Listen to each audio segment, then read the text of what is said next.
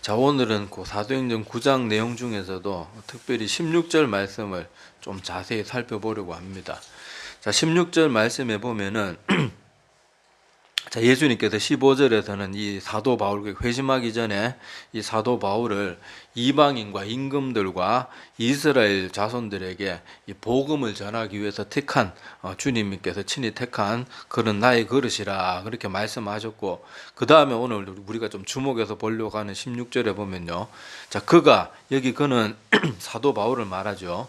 내 이름을 위하여, 그러니까 주님의 이름을 위해서 얼마나 고난을 받아야 할 것을, 자, 요거 성경 원문으로 보면은 얼마나 고난, 요 부분이 매우 많은 고난이란 그런 뜻입니다. 그러니까 앞으로 변화될 사도 바울이 주님의 부르심을 받고 주의 이름을 위해서 엄청나게 많은 고난을 받아야 할 것을 내가 그에게 미리 보여줄 것이다. 자, 그렇게 말하십니다. 자, 그래서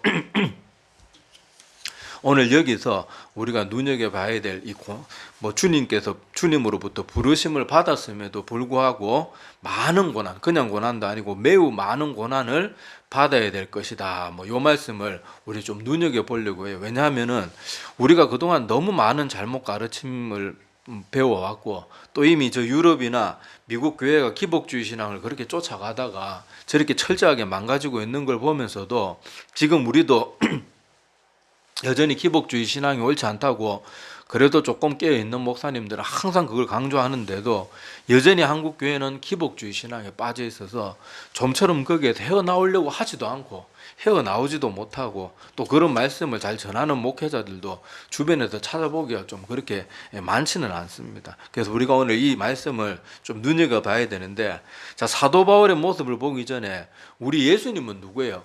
하나님의 아들이심에도 불구하고 예수님께서 공생의 사역을 시작하자마자 제일 먼저 하신 일이 세례 요한을 찾아가서 세례를 받으신 일이었거든요. 자, 그 세례를 받고 그래서 물에서 올라오실 때, 자, 마태복음 3장 16절에서 17절에 보면요, 이렇게 기록이 되어 있습니다. 예수께서 세례를 받으시고 곧 물에서 올라오실새 하늘이 열리고 하나님의 성령이 비둘기같이 내려 자기 위에 임하심을 보시더니 하늘로부터 소리가 있어 말씀하시되 이는 내 사랑하는 아들이요 내 기뻐하는 자라 하시니라. 자, 이렇게 기록이 되어 있습니다. 자, 예수님께서 공생의 사역을 시작하시면서 세례를 받고 그렇게 물에서 올라오자마자 하나님으로부터 이렇게 칭찬을 받고 하나님이 내 기뻐하는 자라 이렇게 말했지만은 그 다음에 바로 이어지는 내용이 뭔가 하면요, 예수님께서 광야로 내몰리셔가지고 40일 동안 먹지도 마시지도 못하면서 육신적인 고난을 당하는 그 기록이 바로 이어집니다. 그리고 40일이 끝난 다음에 또 그냥 끝난 게 아니죠. 누가 나타납니까? 사단이 나타나가지고 그 배고픈 40일 동안, 여러분 4일만 굶어도 사람이 죽을 지경인데 40일간 제대로 먹지도 마시지도 못한 그 예수님께 와서 예수님의 능력으로 얼마든지 돌을 떡으로 바꿀 수 있잖아요. 근데 그런 거 가지고 유혹하는 거예요. 그리고 나한테 절을 하면 세상의 부귀영화를 다 주겠다 이러면서 그렇게 예수님을 시험을 하셨잖아요. 자, 보니까 하나님의 아들이신 예수님도 이 땅에 오셔서 하나님의 아들이라고 무슨 특별 대우를 받은 게 아니고 오히려 더 많은 고난을 당하셨어요. 공생의 사역의 시작부터 이랬고, 공생의 사역 기간도 어땠습니까?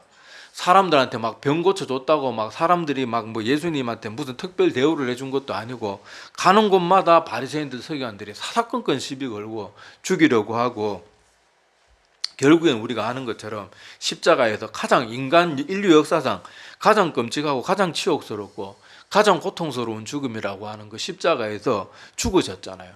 그러니까 예수님의 인생의 그 짧은 공생의 사역의 기간을 보면요, 예수님께서 웃으셨다는 기록도 한 번도 없고, 예수님은 거의 열심히 수고하고 고난당한 거 그런 기록밖에 없어요. 자, 그런 것을 보면 알 수 있겠지만은요, 하나님을 믿는다고 해서 하나님 잘 믿으면 고난이 다 물러 떠나가고 힘든 일도 다 사라지고 그냥 고난 없이 모든 것을 탄탄대로만 걷고 그런 게 아니란 말이에요. 근데 우리는 어렸을 때부터 계속 뭘 교육받았는가 하면요, 하나님 잘 믿으면 오던 고난도 다 물러간다. 저 맨날 그렇게 들었어요. 부흥집회 가면은 너희들이 기도 안 하고 그래서 그렇고 성령 충만 안 받아서 그렇지, 너희가 성령 충만 받고 기도 열심히 해봐라, 오던 고난도 다 도망간다, 그런 식으로 맨날 배웠어요. 지금도 아마 이렇게 가르치고 있는 사람들이 많을 겁니다.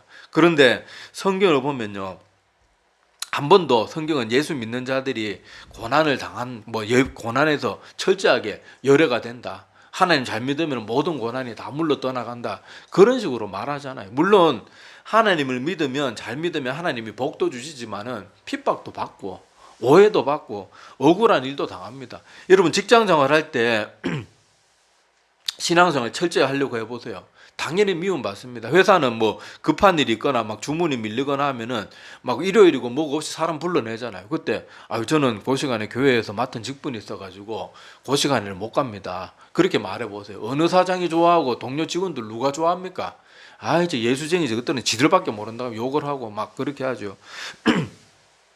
그렇지만은 예수를 바르게 믿고 하나님을 온전히 기쁘시게 하는 삶을 살기 위해서는 그런 고난도 감수해야 되는 거. 오히려 안 믿었으면 그런 고난이 없고 그런 미움도 안 받고 잘 먹고 잘 살 텐데, 예수 믿는 것 때문에 그런 억울한 일도 당해야 되거든요. 그러니까 예수 잘 믿으면 고난이 하나도 찾아오지 않는다는 것, 이것만 봐도 명백한 거짓말이에요. 근데 우리는 진짜처럼 가르치잖아요. 자, 히브리서 5장 8절에서 9절에 보면요, 이런 말씀이 있습니다. 자, 그가 아들이시면서도 받으신 고난으로 순종함을 배워서 온전하게 되셨은즉. 뭐로 온전하게 되셨대요? 고난으로 순종함을 배워서 온전하게 되었다. 그리고 자기에게 순종하는 모든 자에게 영원한 구원의 권한이 되셨다. 그것이 히브리서 5장 8절에서 9절의 말씀입니다. 자, 여기 보면은 그는 예수 그리스도죠. 예수 그리스도는 아들이시면서도, 하나님의 아들이시면서도 받으신 고난을 통해서 순종함을 배웠다. 그렇게 말하고 그것을 통해서 또 뭐 어떻게 됐다고요? 온전하게 되셨다.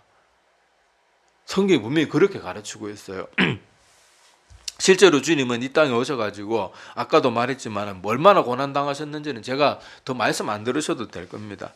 자, 그리고 빌립보서 1장 29절에도 이런 말씀이 있어요. 그리스도를 위하여 너희에게 은혜를 주신 것은 다만 그를 믿을 뿐 아니라 또한 그를 위하여 고난도 받게 하려 하심이라. 자, 여기 그리스도께서 우리에게 은혜를 베풀어 주신 분명한 이유가 기록이 되어 있는데, 그 이유는 뭔가 하면요, 그를 위하여 고난도 받게 하도록. 그러니까 예수 믿는 사람은 고난에서 면제받는 게 아니고 오히려 고난이 확정되어 있다고 볼 수도 있는 거예요. 왜냐하면 그리고 하나님께서 은혜를 주시는 것은 은혜가 없이는 이 억울한 고난들을 이겨낼 힘이 없거든요. 그러니까 은혜를 주시는 거예요. 아까도 말했다시피 내가 평소에는 막 다른 사람보다 일을 더 열심히 해도 주일날 한번 못 나갔다 그러면은 예수쟁이라고 얼마나 욕을 합니까? 저거는 집 편하기만 한다고. 우리는 누구 뭐 집에서 쉬기 싫나, 뭐 저거 교회 간다고 해도 집에 쉬는지 안 쉬는지 우리 어떻게 하나, 막 그런 식으로 온갖 뭐 폄하를 하고 막 그렇게 사람의 그런 것을 믿어주지 않고 막 왕따시키고 그렇게 하겠지만은 우리가 그런 일을 인간적으로 볼 때는 얼마나 열받습니까? 나는 평소에는 자기들보다 더 성실하게 일하고 편법 쓰지 않고 그렇게 성실하게 해도 조금 자기들 일요일날 우리는 주일날이라 그러지만 주일날 일이 있어서 못 간 건데 막 그런 식으로 하면 얼마나 열받겠어요. 그렇지만 하나님께서 우리에게 은혜를 주셔가지고 그런 오해를 당해도 우리가 넉넉히 웃으면서 이겨낼 수 있도록 우리에게 은혜를 베풀어 주신다는 거예요. 자, 로마서 8장 17절도요. 자녀이면 또한 상속자 곧 하나님의 상속자요 그리스도와 함께한 상속자니 우리가 그와 함께 영광을 받기 위하여 고난도 함께 받아야 할 것이니라. 자, 예수님은 하나님의 아들이심에도 불구하고 우리는 사실 양자잖아요. 실제 하나님의 아들이 아니잖아요. 그럼에도 불구하고 우리를 자녀로 삼아주시고, 심지어 여기 보니까 로마서 8장 17절에는 상속자라고 표현하고 있습니다. 예수님과 똑같이 하나님의 그런 상속을 받을 수 있는 그런 차별 없는 자녀로 삼아주신다는 거예요. 그런데 예수님도 뭘 받으셨어요? 고난을 받으셨기 때문에 우리도 예수님처럼 영광을 받기 위해서는 뭐도 함께 받아야 된다고요? 고난도 함께 받아야 한다. 그것이 로마서 8장 17절의 가르침이고요. 자, 골로새서 1장 24절에도 보면 나는 이제 너희를 위하여 받는 괴로움을 기뻐하고 그리스도의 남은 고난을 그의 몸된 교회를 위하여 내 육체에 채우노라. 자, 사도 바울이 여기서는 너희 때문에, 그러니까 복음을 듣는 너희들, 그리고 너희들이 그 교회와 너희들을 지키기 위해서 얼마나 열심히 기도하고, 옛날에는 교통편이나 이런 것도 안 좋은데 왔다 갔다 하면서 얼마나 사도 바울이 정성을 쏟았습니까? 그런데 그런 고난을 당하고 또 그렇게 복음 전할 때 사람들이 좋아한 거 아니잖아요. 맨날 잡아서 두드려 패고 막 돌로 치고 채찍질을 하고 막 그러는데, 그런 모든 괴로움조차도 기뻐한다 그랬어요. 그리고 심지어 그리스도의 남은 고난을 그의 몸된 교회를 위하여 내 육체에 채운다, 그렇게 표현하고 있습니다. 그리고 야고보서 1장 2절에는 내 형제들아 너희가 여러 가지 시험을 만나거든 온전히 기쁘게 여기라, 이렇게 하면서 예수 믿는 너희들에게도 여러 가지 시험이 분명히 온다고 가르치고 있고, 오히려 그 시험이 찾아오면은 예수 그리스도의 이름 때문에 찾아오는 그런 시험들은 어떻게 하라고요? 기쁘게 여길 줄 알아야 된다고 합니다. 마지막은 한 군데만 더 볼게요. 자, 베드로전서 5장 8절에서 10절입니다. 제가 읽어드릴게요. 자, 근신하라 깨어라 너희 대적 마귀가 우는 사자같이 두루 다니며 삼킬 자를 찾나니 너희는 믿음을 굳건하게 하여 그를 대적하라. 이는 세상에 있는 너희 형제들도 동일한 고난을 당하는 줄을 알미라. 너희와 똑같은 형제들도 동일한 고난을 받고 있으니까 너희만 억울한 일 당하는 것처럼 그렇게 생각하지 말고, 예수 믿는 것 때문에 이런 고난은 당연히 찾아오는 거니까 그것 때문에 너무 힘들어하지 말라는 거예요. 자, 모든 은혜의 하나님 곧 그리스도 안에서 너희를 부르사 자기의 영원한 영광에 들어가게 하시니가 잠깐 고난을 당한 너희를 친히 온전하게 하시며 굳건하게 하시며 강하게 하시며 털을 견고하게 하시리라. 그러니까 이 사람들, 예수 믿는 것 때문에 고난 당하는 초대교회 성도들이 이 고난을 통해서 어떻게 되는가 하면요, 그 고난을 하나님이 주시는 은혜 가운데 잘 이겨내고 나면은 더 온전해지고 더 굳건해지고 더 강해진다. 그렇게 사도 베드로가 또 이 베드로전서 5장 8절에서 10절에서는 그렇게 가르치고 있습니다. 그러니까 성경에 이렇게 예수 믿는 것 때문에, 제가 대표적인 구절만 찾은 게 이 정도예요. 이거 말고도 얼마든지 더 있는데, 지금 여러분들이 제가 성경 한 5군데 정도 찾았는데도 요것만 들어도 굉장히 많이 들은 것 같잖아요. 그런데 이건 일부분일 뿐이고, 성경 곳곳에서 예수 믿는 사람들, 그 사람들에게는 고난이 면제되는 게 아니고 심지어 받지 않아도 될 고난까지도 받아야 된다고 말하고 있는데, 아까도 말했다시피 한국 교회는 자꾸 고난은 기도 안 해서 그렇고 뭐 성령 충만 못 받아서 그렇고 똑바로 안 믿어서 그렇고 자꾸 그런 식으로 사람들을 몰아가고, 무슨 복 받으면은 주일 성수도 제대로 안 해도 막 복 받은 사람인 것처럼 뭐 세상에서 잘 나가고 뭐 사업이 잘 되고 막 월급이 쭉쭉 늘어나고 이러면은 그 사람은 하나님과 점점 멀어지고 있어도 와 축복받았다 그러면서 누구 집 사보라 누구 장로 보라 그러면서 막 예화로 사용하고, 그거는 여러분 사람들에게 뭘 가르치는 거예요? 너희가 교회에 좀 소홀해져도 돈만 잘 벌면 그게 하나님께 사랑받는 거다, 이거밖에 더 됩니까? 그런데도 우리가 그런 것을 너무도 많이 배워오고 너무도 많이 접해오고 그러는 거예요. 지금 이 시대에는 우리가 보고 듣는 모든 것을 조심해야 됩니다. 제가 늘 말씀드리지만 지금 유튜브에 돌아다니는 수많은 정보들 중에 올바른 정보, 신빙성 있고 100% 확인된 검증된 사실을 전하는 사람이 얼마나 있습니까? 그런데도 그런 거 막 함부로 듣고 분별력도 없는 사람들이 분별력을 키우려는 노력도 안 하고 이것저것 듣고는 마음속에 분노와 정오만 가득 채워가지고 사람들이 자꾸 거칠어지고, 제가 다시 말씀드리지만은요, 거짓된 소식을 좋아하는 사람들은 그 사람 마음 가운데 거짓을 좋아하는 마음이 있어서 그런 거예요. 경건하고 신실한 사람들은 그렇게 근거 없는 소식 들려줘도 싫어합니다. 듣기도 싫어해요. 내가 자꾸 유튜브에 아무 근거 없는 그런 얘기들 들으면서 막 마음의 분노와 미움과 막 그런 걸 키우고 있다면 내가 지금 뭔가 잘못되어 있는 거예요. 여러분 정말 성령 충만하면 그런 거짓된 것은요, 듣기도 싫어요. 접하기도 싫어요. 그걸 명심하셔야 됩니다. 더군다나 그냥 잘못된 정보로 잘못 알고 있는 거는 우리 육신이 죽으면 다 그냥 그걸로 끝나는 거지만은 우리의 영혼과 관련된 것이 잘못된 걸 들으면 어떻게 되겠냐고요. 그건 정말로 심각한 거예요. 내가 뭐 정치 성향이나 뭐 이런 거에 대해서 잘못 알고 있었다. 우리 죽으면 끝이잖아요. 뭐 내가 죽으면 이 나라가 뭐 나라 잘 되든지 망하든지 뭐 내가 죽고 나서 뭔 상관이냐고요. 뭐 내가 어떻게 할 수도 없고 내가 죽고 나면은. 그렇지만은 내 영혼의 문제는 절대로 잘못된 것에 빠지면 안 되거든요. 왜냐하면 나의 영원한 삶이 결정되기 때문에. 그러니까 우리가 정신을 차리고 깨어 있어야 됩니다. 제가 지금 늘 평소에도 말씀드리지만은 요즘 현대 그리스도인들이 참 답답한 게 성경 말씀 읽어라 그렇게 말을 해도 사람들이 도무지 성경을 안 읽어요.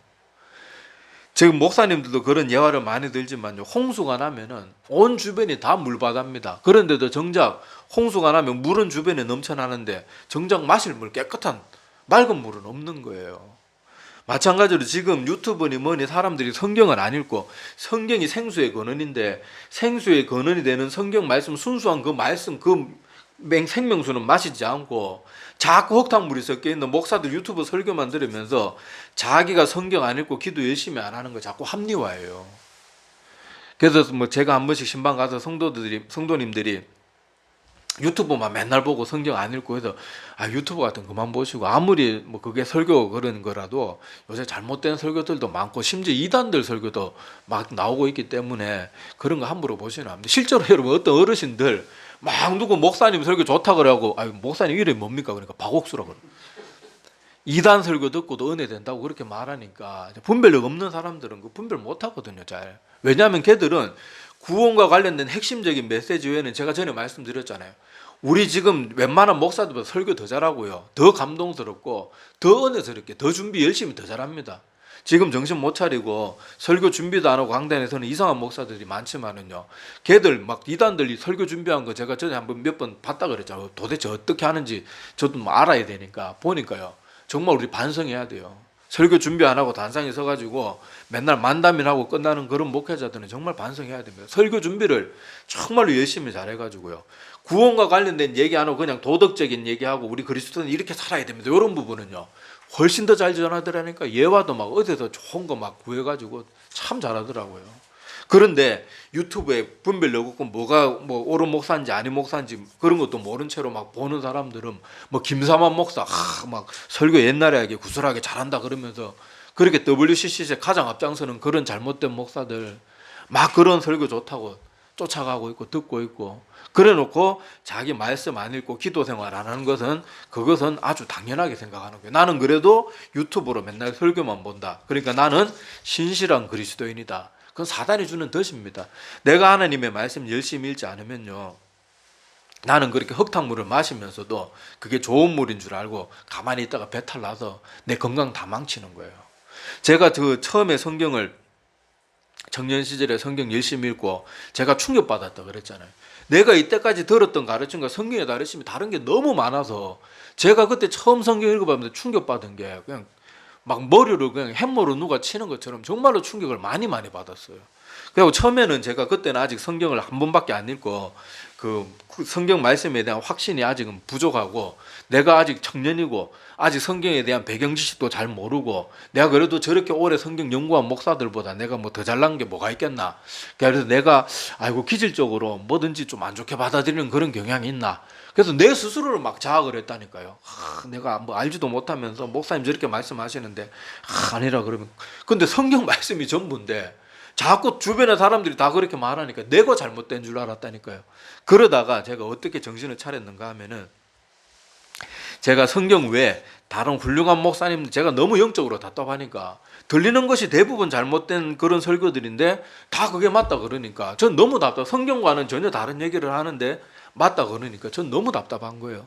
그래서 제가 한 게 뭔가 하면요, 그 우리 기독교 역사상 전 인류라고 하긴 막 그렇지만 이 기독교가 수백 년 동안 다 옳은 목사다, 좋은 목사다 인정했던 그런 목사님들의 그런 책들을 찾아서 읽기 시작했어요. 뭐 그런 사람들 전기도 읽었지만은 전기보다는 그분들 설교를 직접 다 옮겨 놓은 거, 그거 번역해 놓은 거, 그런 것들 읽어봤는데, 그래서 뭐 가까운 우리 역사 속에 가까운 예로는 노이드 존슨 목사님이나 뭐 조나단 에드워즈 목사님, 그리고 조금 더 나가서는 무디 목사님, 스펄전, 존 버년 뭐 이런 목사님들 책을 막 다 찾아서 읽어보기 시작했어요.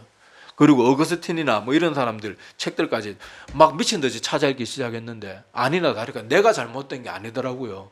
그분들도 다 그 오랜 벌써 100년, 200년, 300년 뭐 심지어 4,500년 전에 그 목회자들이 기복주의 신앙이 얼마나 무섭고 두려웠고 잘못된 우상 숭배인지 명확하게 가르쳐 주더라고요. 명확하게. 토저 목사님 가까운 토저 목사님 그런 분들도 그런 말씀 많이 하셨고, 그래서 제가 그때 알았어요. 아, 내가 성경을 바르게 읽고 제대로 그렇게 알고 이해했는데 내가 괜히 주변의 사람들이 다 그렇게 말하니까요, 성경 말씀을 읽고도 내가 방황하는 거예요. 그러니까 성경을 제대로 읽지도 않는 사람은 어떻게 했냐고요. 성경을 내 스스로 직접 보고, 난 그때 다른 사람들 누가 가르쳐주고 그러지도 않고 성경만 보고 그걸 깨달아서 그렇게 그나마 그 정도 했었지, 주변의 사람들이 만약에 나에게 모든 사람이 네가 이해한 게 다 잘못됐다, 만약에 맨날 그런 식으로 옆에서 말했으면요, 저 정말로 그냥 거기서 성경에서 벗어나서 그런 사람들이 잘못된 게 진짜인 줄 알고 넘어갔을 수도 있어요. 그나마 하나님께서 은혜 베풀어 주셔가지고, 저는 그래서 기독교 역사 속에서 위대한 선배들의 그 책들을 우리가 왜 읽어야 되는지 그때 정말로 많이 깨달았어요. 이 사람들은 성경 말씀에 굳게 서가지고, 이 사람들이 당대에는 참 많은 핍박도 받고 그랬거든요. 그래도 그 사람들은 흔들리지 않았어요. 저같이 부족해가지고 흔들리지 않고, 세상 사람들이 뭐라 그래도, 심지어 너 자꾸 그런 소리 하면 죽여버리겠다, 그렇게 해도 나는 성경의 가르침대로만 나는 전하지, 난 도저히 다른 말 할 수 없다. 그래서 존 번연 목사님 같은 사람들 옥에 갇히기도 하고 막 그랬잖아요. 그런 식으로 우리가 하나님 말씀에 젖어 있어야 되는데 우리가 잘못된 그런 설교들에 너무 많이 젖어 있어가지고, 지금도 성도들이 교회 떠나는 많은 이유가요, 제가 신방하면서 만나본 사람들, 그리고 신방에도 결국 마음이 떠나서 돌아오지 않은 그 사람들, 많은 경우가 어떤 교회를 떠나는가 하면, 내가 하나님 이렇게 오래 섬겼는데 내가 왜 이런 고난을 당해야 됩니까? 내 사랑하는 아내가, 내 사랑하는 남편이 왜 암에 걸려가지고 저렇게 고생해야 됩니까? 나 하나님 이렇게 오래 믿었는데. 그리고 내가 하나님 그 주일 지키려고 그렇게 했는데 회사에서 내가 왜 이렇게 핍박을 당해야 됩니까? 이런 하나님을 내가 뭐하러 믿습니까? 그 사람들은 자기가 하나님 잘 믿었다고 생각하지만요, 실제로는 뭘 믿었는 사람들인가 하면요, 형통을 믿었던 사람들, 하나님을 믿는 게 아니고. 하나님은 여기 분명히 뭐라고 말하는가 하면, 너희가 나를 믿는 것 때문에 심지어 받지 않아도 될 고난도 받아야 될 각오를 해야 된다. 성경은 그렇게 가르치는데, 과거에 잘못된 부흥사나 지금 우리 주변에도 많이 성경대로 가르치지 않고 그저 사람들 귀에 듣기 좋은 말 해주는 그런 사람들은 지금도 그렇게 가르쳐요. 예수 잘 믿으면 고난이 없고, 고난이 있는 건 네가 뭔가 잘못해서 그렇고, 물론 우리가 잘못해서 찾아오는 고난도 분명히 있어요. 징계로 받는 벌도 분명히 있어요. 그런데 하나님 잘 믿는 것 때문에 안 받아도 되는 고난 받는 경우도 분명히 있거든요. 아까 말했다시피 그 존 번연 목사님 이런 사람들이 뭐 잘못해가지고 벌 받았나요? 여러분, 다윗의 예를 한번 생각해 보세요. 다윗이 잘못해가지고 그렇게 10년 넘는 그 저분의 인생에 나이 20에서 30살까지 인생의 제일 꽃다운 나이를 그렇게 사울 왕의 그런 죽이려고 하는 그런 손길을 피해가지고 10년 동안 도망자 신세로 살고, 심지어 침을 줄줄 흘리면서 미친 척하면서 그렇게까지 살아남아야 하는 그런 비참한 삶을 살았을 때, 다윗이 기도 안 해서 그렇나요? 하나님 사랑 안 해서 그렇고 예배 안 드려서 그런 거 아니잖아요. 오히려 다윗이 쓰러진 거는 오히려 잘 나갈 때 그때 넘어졌어요. 그때 바세바 범하고 인구조사하고 다 잘 나갈 때 오히려 그랬지. 다윗이 하나님 못 믿어서 고난당하고, 믿음이 부족해서 고난당하고, 기도가 부족해서 고난당한 게 아니라니까요. 다윗은 평소에 양칠 때도 자기 스스로 뭐라고 말합니까? 매일 그 양치면서도 틈만 나면은 수금 들고 가가지고 그렇게 수금 키면서 그 광야에서 하나님 앞에 찬양 올려드리고 기도하고, 그건 다윗의 일상이었단 말이에요. 다윗이 뭐 기도 안 해가지고 신앙이 부족해서 성령 충만 못 해가지고 고난, 지금 우리 한국교회 가르침대로 그런 식으로 따져보면요, 이 다윗은 아주 몹쓸 인간이에요. 기도도 안 한 인간이. 그 사람 결론만 가지고 보면은 10년 동안 그렇게 고난을 당했는데 얼마나 기도 안 하면은, 얼마나 성령 충만 안 받고, 얼마나 예배도 똑바로 안 드리고, 얼마나 엉망진창으로 살면은 그런 고난을 당했겠냔 말이에요. 그런데 아니잖아요. 다윗은 그렇게 잘 믿어도 고난을 당하고, 심지어 하나님께로부터 선지자를 통해 가지고 앞으로 이스라엘의 왕으로 삼겠다, 기름 부음을 받고 나서도 바로 그렇게 고난을 당하기 시작했잖아요.